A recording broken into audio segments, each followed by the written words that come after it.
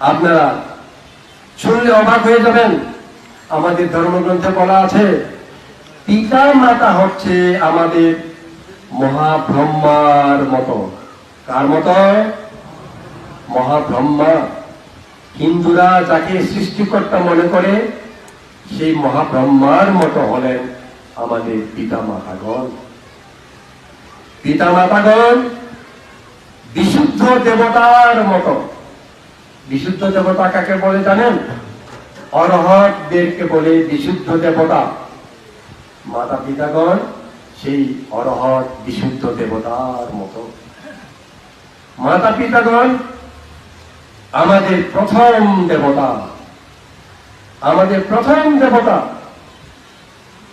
অন্যান্য দেবতা এটা পরে, পৃথিবীতে অনেক দেবরাজ, ইন্দ্র, এই সেই অনেক দেবতা আছে, এগুলো পরের দেবতা। প্রথম দেবতা আমার পিতামাতা। পিতামাতা আমাদের পূর্বাচার্যা। পূর্বাচার্যা মানে প্রথম গুরু, প্রথম আচার্য, প্রথম গুরু।